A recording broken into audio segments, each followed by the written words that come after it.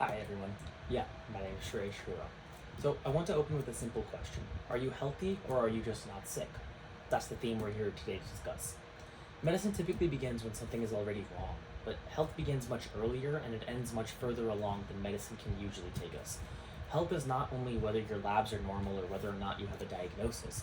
Health includes multiple dimensions, whether your body, your mind, your relationships, your attention, and your daily environment allow you to live, learn, create, and perform your duties with coherence. That's what I want to talk about today. My name is Shreyas Sriram, and my background crosses a few domains that don't usually sit next to each other. I began as a biomedical engineer, developing prosthetics, shifting towards emergency medicine, working as an EMT, helping patients and being an advocate for them. Then I was working in physical therapy environments with rehabilitation, personal training, and movement coaching, where I got a lot of face-to-face interaction to help assist people with their physiological or their physical issues, but then also finding psychological interventions and psychological problems that were being solved as a result of that physical face-to-face. Finally, I've most recently completed my master's in human factors and product design, working much more closely with clinical AI solutions as well, where I can understand deeper into the cognitive elements that are then inform the physical elements of our well-being. And that's how we can start discussing the idea of mental and physical alignment. Overall, my biomedical engineering background gives me a lot of interaction with the physical body and the physical products. My human factors training gave me the expertise on the digital side, with concepts like attention, behavior, and trust, and how to design adaptive systems. My clinical experience working directly with patients teaches me how to bridge the two for the particular human experience that I enjoy facilitating for people. In this case, the human experience we're all seeking to facilitate is about mental physical alignment in a hyper-distracted digital world. And I want to use Dharma and also Karma as a sort of health language parallel, and in the same way that I might use it for my patients, in order to help us understand these macro concepts and understand the micro actions and the micro representation we can take with them. So before I get to the clinical picture, here's the framework that I'm working from. And this isn't not just an explicit metaphor, right? This is the language that I'm using to create a parallel, a way to understand these concepts at that macrocosmic level and bring them down towards the microcosm, the ability to express them in the body. Dharma comes from the Sanskrit root dri, to support, hold up, or bear. It's the support from within, the essence of the thing in your bone marrow, its virtue, the structures that hold you up, your skeletal system. In this framework, Dharma is your sustaining structure. It's the director of coherence that you're working towards, the end destination, really. It's what helps you perform your duties. It's that higher power that you're looking for to help give you answers, that calling that you have, or maybe that inner power that you're finally looking to express that's being called out of you. Next, we have karma, which comes from karman, which is about performing deeds, actions, and the consequences of them. It's this web of actions that you take and their accumulated patterns. Every action has an equal and an opposite reaction, and the patterns that accumulate from those actions, they can either support your continued self-expression, or they can be an obstruction in that pathway. Now, karma is the web of actions at a large scale. We'll talk about how there's a smaller web of actions physically in your body.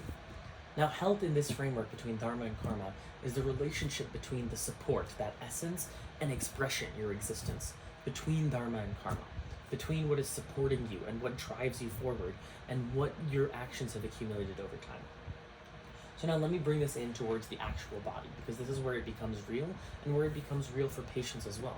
There are a handful where I've made this analogy too, but otherwise I just seek to use this framework and this concept in the conversations that I have with them, but I might not explicitly use the same.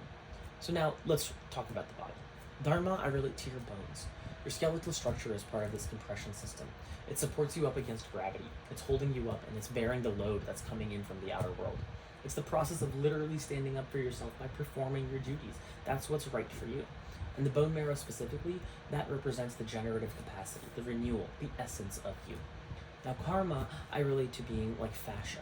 Fascia is a term that's been around for a long time, but it's now finally getting the attention it deserves in the wellness industry. It's this continuous web that's transmitting force and tension throughout the body. Action in one area of the body starts pervading everywhere else. Just like twiddling my fingers here can create repercussions that exist throughout my entire system. This doesn't do much, but if I continue to do this every day, the pattern itself will adapt in my body, and I'll get better and better at doing this action. Now, in some cases, say for example, a software developer, getting better and better at coding over time can result in something known as a repetitive stress injury. So here's where we both have the benefit where practice can make an athlete perform, but sometimes the repetitive stress can accumulate and result in pain or result in sickness specifically. So the continuous web of karma transmits force and tension throughout the body. So the language of karma asks, what are the patterns being accumulated by your actions, and how are you really going about expressing them? There's a book that many of my patients have read by the time they come in. It's called The Body Keeps the Score. And there's a quote from Dr. Ida Rolf, who developed the massage technique known as Rolfing, where she describes psychological issues as just being perverted physiology. The mental alignment that you can have is just being adjusted by the physical alignment that you have. And the entire brain-body interface, which is encompassed by your mind overall, can be put askew based on slight disturbances in your brain-body interactions. What that means is this. Certain traumatic experiences can result in you not being able to express yourself as much because you are almost being tethered by this web of action. At a conceptual level, that could be karma. And then at a physical level, it's a fascial adhesion, as we call it. It's a compensatory pattern. Now, this is not a strict scientific identity. It's a biological grammar that we're using. Bones show us support, fascia shows us the accumulated action in history, and health is when support and expression begin to speak to each other again. The support that you have, the essence of you, and the expression, the existence of you, start to come into alignment together. So now let me discuss the gap that we're working on specifically today. What is the definition of not sick versus being healthy? Not sick is just about having no acute disease. There's no specific diagnosis, no obvious injury, no urgent symptoms. You are functional enough to continue. I would argue that not sick means you're able to survive. Now, healthy means something much more. It's more akin to thriving. It means you can regulate your body. You can move with confidence and perform your duty, your dharma. You can focus your attention on what needs to happen and concentrate specifically on it. You're able to express your inner world externally, create, bring things to life. You're able to relate to each other in a social manner. You can create actively and participate in your community. Many people are functional, but they're not flourishing. They're not acutely sick or in pain, but they're fatigued, scattered, disconnected. And the phrase I keep coming back to is that they're unable to express themselves clearly. They're surviving. We want to trend towards thriving. That's the clinical gap that I'm most interested in. Here's where the digital world can come in. And I want to connect this directly to what I just said about dharma as duty, because digital distraction is a form of misalignment almost. If dharma can be likened to duty, then distraction is not just a small problem. It's directly interfering with our ability to sense that duty and to perform it. When attention starts getting fragmented, the buzz on your watch, the notifications on your phone, the emails you need to get to, your social feeds, the ability to sense what matters and then act on it becomes harder and harder. Distraction is not just an inconvenience, but it's eroding the conditions that you can have for coherent action. Distraction erodes the mental element part in that mental physical alignment that we're seeing. And I've seen this clinically presented itself. Software engineers come in doing nothing except their job, but the keyboard might be too narrow for their build, or they're on a mouse all day. In this case, the physical environment creates certain compensations.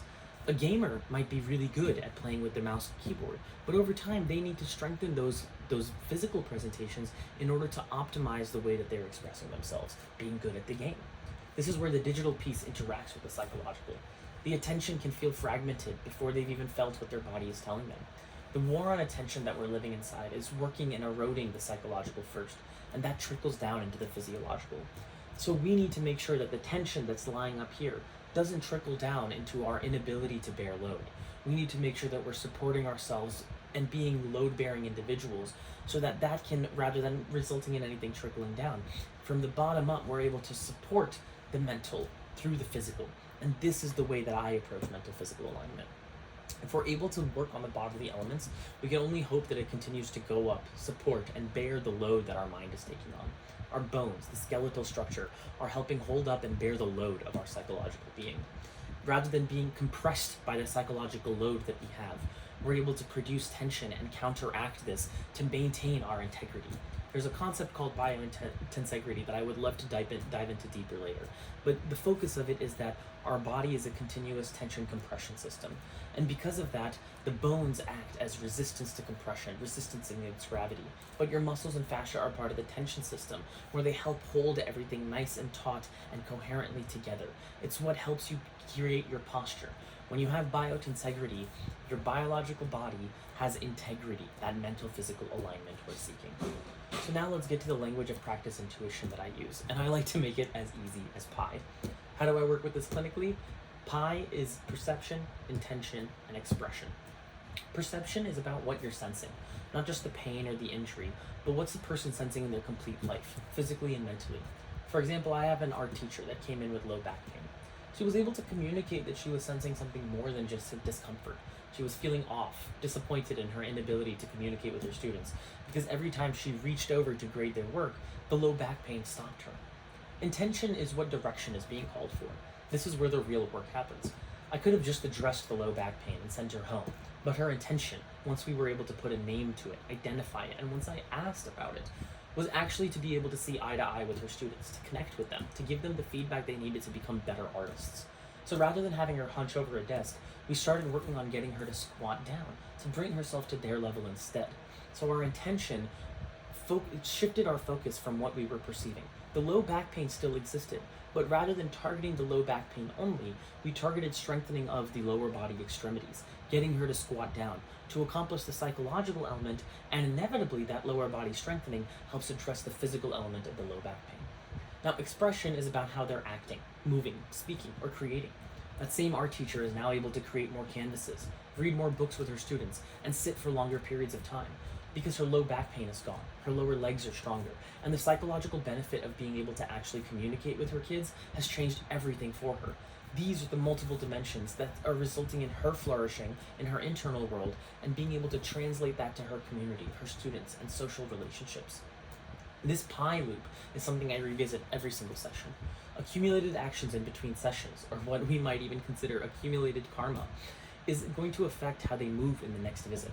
A vacation on a long flight might resurface the low back pain.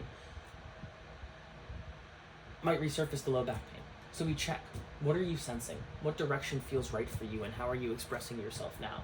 Sitting still for that many hours might shift some of the work that we've already done, so we need to check back in and create this feedback loop. This loop is how I facilitate better adaptation over time and give people a language to problem solve their own issues. Now, throughout this, I've taken a language of trying to make sure that people are able to perform their own duties. She's able to seek and accomplish what her duty is as an art teacher.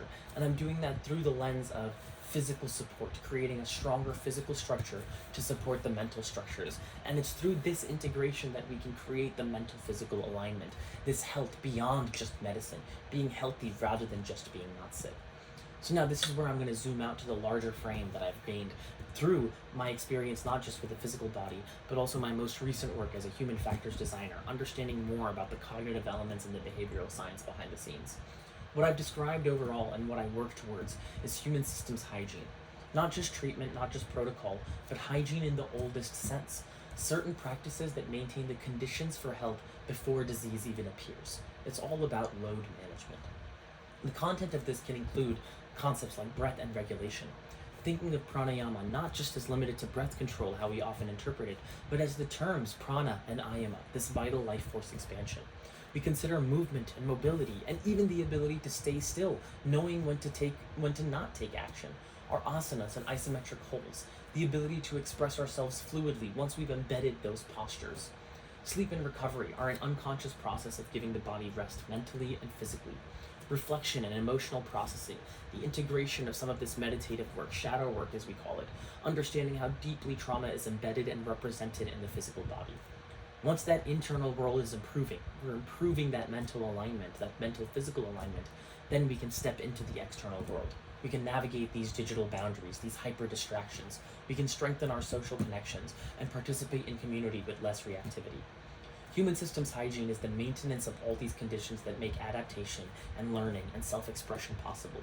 That's the real goal of what it means to be healthy versus just not sick. And this is the true duty that everyone is seeking, right? The ability to express themselves, to find that inner essence, to hear the calling outside of yourself, and to be able to speak it from the inside into reality. So let me give you one more example so that this can land more practically. I work with an older gentleman whose goals after 6 to 8 weeks of rehab were to pick up his grandkids, reach the top shelf, and be able to babysit for longer stretches of time. He wasn't sick by the time we got there. We'd addressed what he came in with, but he wasn't flourishing either. He was still just surviving. So after those 6 to 8 weeks where we made sure that he was not sick, we shifted focus towards becoming healthy. Not away from the physical work, but towards the actual expression, the social flourishing that he's after. And as he started building that strength, he didn't just get physically stronger, there was a psychological leap that came with it. The confidence of being able to express himself the way he wanted to and relate to his children the way that he wanted to. The Dharmic language didn't have to be delivered literally. I'm not always saying to patients, your fascia is your karma. A handful of them I have the opportunity to. But the clinical parallels are holding here. The accumulated actions that were working against him, the compensatory patterns, the guarding behaviors, these are restricting his expression. And working towards the expression he actually wanted, that was the gradient. That was what moved him in the right direction.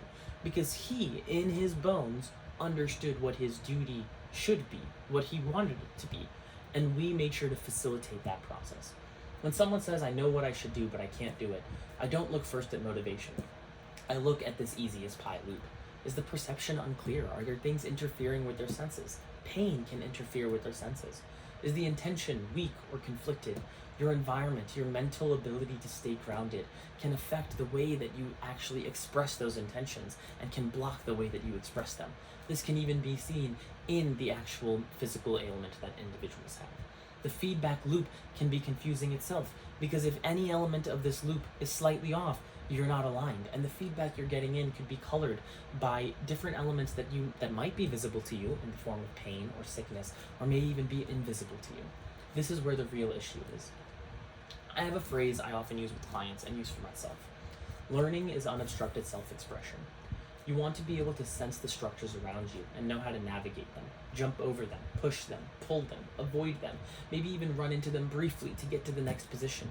You want to sense clearly, intend consciously, and express coherently. You need to sense the structures around you clearly. You need to intend and understand your intentions consciously, and you need to express yourself coherently, not just habitually, but intentionally. Health is more than the absence of disease. It's the capacity for this unobstructed self-expression in relationship with the body, the mind, the community, and the world. Health beyond medicine is not just anti-medicine. It doesn't mean anything is away or alternative or not integrated or maybe even not empirical. It's the bigger picture, asking whether an individual is able to live, learn, create, and express in alignment with their duties, whether or not they are fully aware of what those duties are. To dig deeper and find the essence and potential within themselves that needs to come out, and we have to pay attention to that. We need to build our awareness over time so that we can understand how to pay attention, build intention, and finally express ourselves. That to me is the practice, and that's what I'm building Practice Intuition to support. Creating this practice so that people can learn to trust themselves, to listen to themselves, because intuition is going to be the path that every individual will have to find their own specific dharma. Thank you.